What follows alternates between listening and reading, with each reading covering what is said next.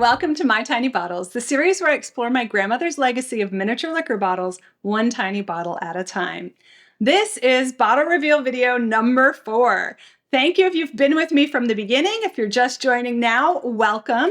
I'm going to pick out some random bottles from the potentially hundreds that I was gifted from my now deceased grandmother, and I'm going to react to them and then do some research and tell you about them in future videos.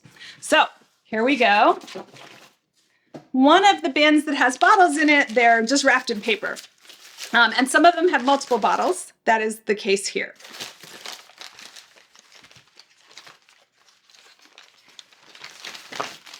All right. You would think that my grandmother would sort of have organized these in some way, or whoever wrapped them up might have organized them, but no, they're just completely random. Okay,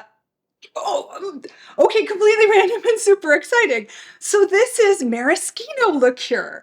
So if you're a fan of the Last Word cocktail, famous cocktail invented in Detroit, popularized by a guy named Murray Stenson in the early 2000s, green chartreuse, lime juice, gin, and maraschino liqueur. Usually in this sort of wicker wrapped bottle that's back there on the shelf somewhere back there. But this is another brand of maraschino, and that is super cool. So this is maraschino morandini, and wow. So this is a cherry liqueur of sorts, but it's not fruity. So okay, that's exciting.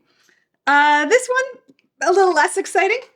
Half-filled Jose Cuervo bottle, $1.30 whenever it was filled.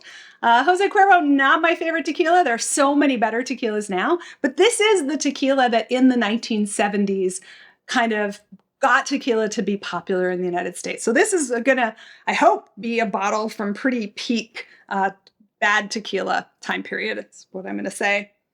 Cool. Yeah. All right. And then along with that, we have this also half full.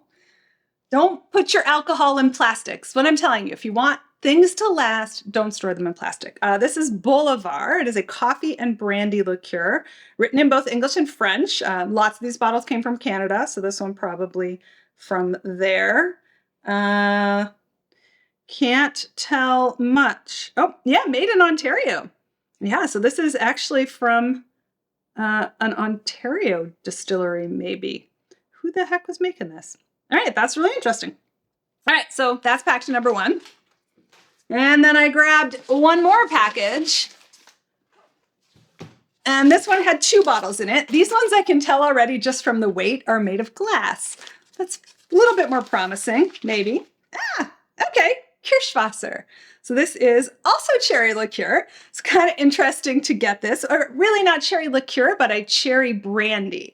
So that means that it's been distilled from cherries. And if you took this and you sweetened it, that's kind of how they make maraschino liqueur. But this is just the brandy. So Kirschwasser, also known as cherry eau de vie, used in fondues, used in Black Forest cake, things like that.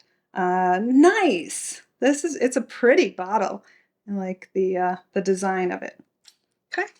And, okay, less excited about this one. Ouzo! And also kind of moldy or dusty or something. These are very old bottles. So Ouzo is like a licorice liqueur spirit. I'm not entirely sure. I don't love licorice things, so I don't have deep experience with Ouzo. I mostly just avoid it.